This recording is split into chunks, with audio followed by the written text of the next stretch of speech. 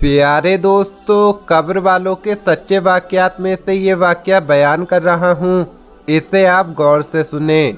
बयान करने वाले रावी कहते हैं कि एक मर्तबा का जिक्र है, एक मस्जिद में सब लोग नमाज अदा कर रहे थे। नमाज से फारिग होने के बाद इमाम साहब ने दुआ फरमाई। दुआ के बाद इमाम साहब तमाम लोगों से कहने लगे, हजरात, आज एक साहब यहाँ तशरीफ़ लाए हैं। वो कोई इमाम नहीं है, कोई बयान देने वाले नहीं हैं, लेकिन अपनी ज़िंदगी का एक वाक़या सुनाना चाहते हैं।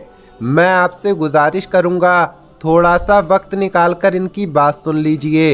इमाम साहब के लहजे में कुछ ऐसा असर था कि लोग अपनी जगह से नहीं उठे। सब लोग उस शख्स की बात सुनने को तैयार थे जो इमाम साहब की जगह पर आकर खड़ा हो गया था। उस शख्स में बज़ाहिर तो कोई ख़ास बात नहीं थी, यानी एक आम इंसान था। उसका आम सा हुलिया देखकर चंद लोग आपस में बातें करने लगे कि ना जाने क्या अहम बातें करना चाहते हैं। जब उस शख्स ने अपनी बात करना शुरू की तो लोग चुप हो गए। मजमे पर खामोशी तारी हो गई। उसकी आवाज़ में कुछ ऐसा लहजा था कि जब वो बोलता तो हवा भी थमी थमी सी महसूस होती। कुछ देर में सबको एहसास हो गया कि ना तो वो एक आम इंसान था और ना ही उसका वाक़या मामूली था। वो शख्स कहने लगा, साथियों, मैं जो वाक़या आपको सुनाने जा रहा हूँ वो कोई मनगढ़ंत किस्सा नहीं है, यानी मैं अपनी तरफ से ये वाक़या नहीं सुनाने जा रहा हूँ। ये कोई फर्जी किस्सा नहीं है, बल्कि मुझ पर बीतने वाला सच्चा वाक़या है। 10 साल हो गए हैं। मैं इस वाक़ये को जहाँ जहाँ मौका मिलता है वहाँ दोहरा देता हूँ, शायद कि किसी के दिल में मेरी बात उतर जाए। दोस्तों, वीडियो में आगे बढ़ने से पहले आपसे गुजारिश है कि वीडियो को लाइक ज़रूर करें।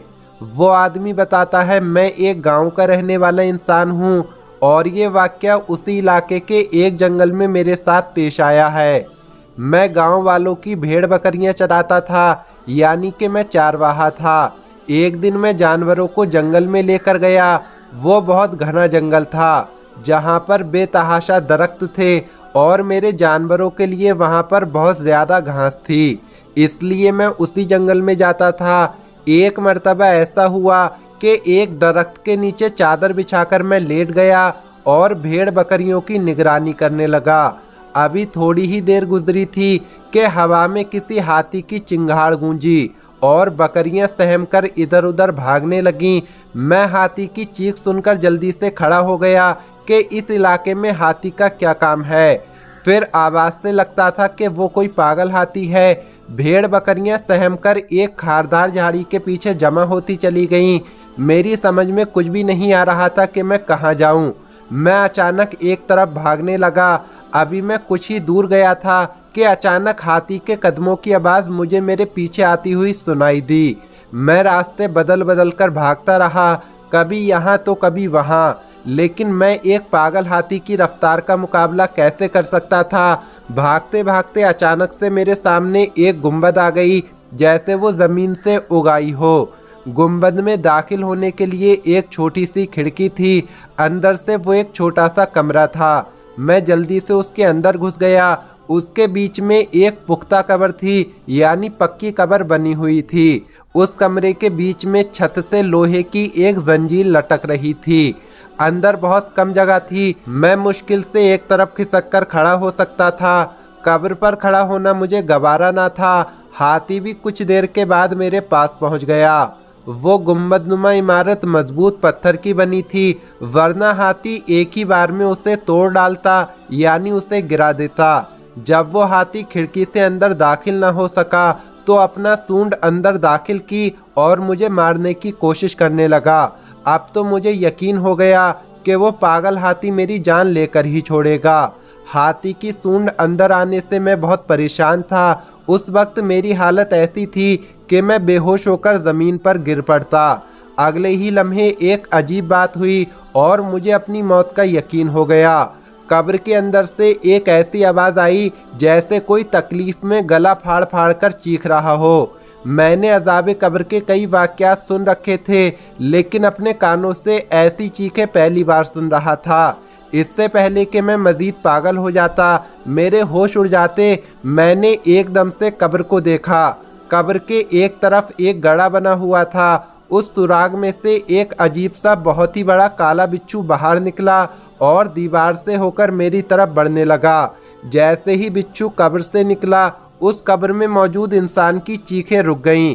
कोई दूसरा इंसान मेरी उस वक्त की कैफियत का अंदाज़ा नहीं लगा सकता कि मेरी हालत उस वक्त कैसी थी। एक तरफ पागल हाथी और दूसरी तरफ कब्र का बिच्छू और नीचे कब्र से चीखने की आवाज़। मेरी समझ में कुछ भी नहीं आ रहा था। जब मुझे कुछ भी समझ में नहीं आया तो छत से लटकती जंजीर को थामकर मैं हवा में झूल गया।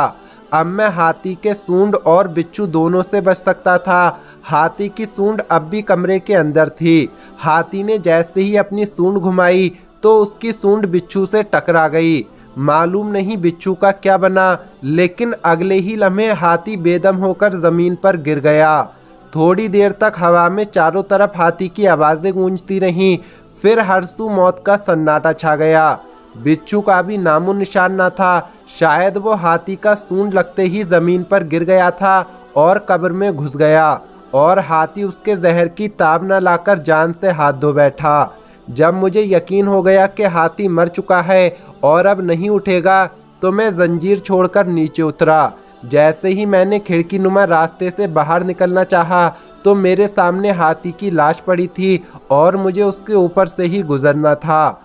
अब तक मेरे साथ जो भी हुआ था उसे देखकर मेरे अंदर हिम्मत नहीं थी कि मैं हाथी के ऊपर पाँव रख सकूं, लेकिन ना चाहते हुए भी मैंने हिम्मत जमा की और उस पर पाँव रखा और आगे जाने के लिए दबाव डाला ही था कि मेरा पाँव उसके जिस्म में यूं उतर गया जैसे वो हाथी कोई मोम का बना हुआ हो। मैंने अपना पाँव जल्दी से बाहर निकाला, लेकिन उस एक लम्हे में मुझ पर जो कुछ भी थी वो ज़िंदगी भर के लिए मुझे नमूनाए इबरत बना गई। मैं आज भी अपनी टांग पर नज़र डालता हूँ तो वो सारा मंजर मेरी आंखों के सामने यूं ताज़ा हो जाता है जैसे कल की ही बात हो।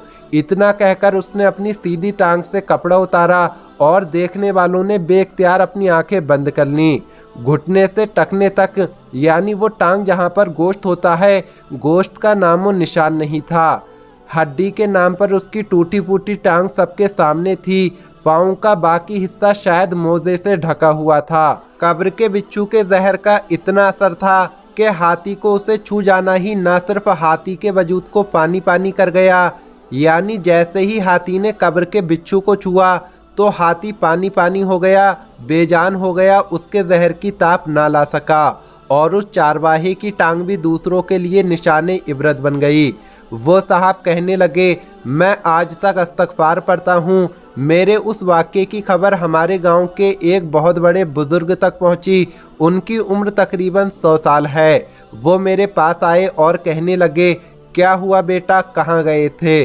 मुझे ऐसा लगा था कि उन्हें इस वाक़े का इल्म हो चुका है। मैंने कहा, जंगल में जानवरों को चराने गया था, एक पागल हाथी मेरे पीछे लग गया और फिर मैंने उन्हें सारा वाक़या सुना दिया। पूरा वाक़या सुनने के बाद उन्होंने कहा, तुम जानते हो वो शख्स कौन था? वो कब्र किस इंसान की थी? मैंने कहा नहीं। उन्होंने कहा, वो इस इलाके का अमीर तरीन आदमी था। उसके पास इतनी दौलत थी कि शायद ही किसी और के पास हो।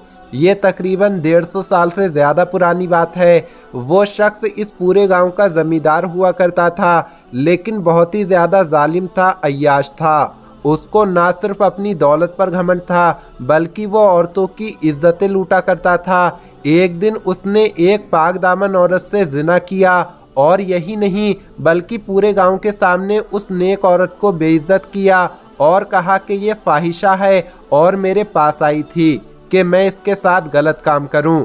उस औरत का मामला तो अल्लाह ही बेहतर जानता है, लेकिन जब वो आदमी मरा तो आज तुम देख रहे हो 150 साल का अरसा हो गया है और न जाने कब तक उस पर ये अजाब रहेगा। वो आदमी कहता है, मैंने उनके सामने सच्ची तौबा की क्योंकि मैं भी कोई पाकबाज इंसान नहीं था, बहुत गुनाहगार था। उसके बाद से लेकर आज तक मैं बस मस्जिदों में जाता हूँ और लोगों के सामने ये वाक़या बयान करता हूँ ताकि लोग इबरत हासिल कर सकें। तो दोस्तों, ये वीडियो आपको कैसी लगी कमेंट बॉक्स में ज़रूर बताएं। इस वीडियो को लाइक ज़रूर करें। मिलेंगे अगली वीडियो में। अस्सलामु अलैकुम, अल्लाह हाफिज़।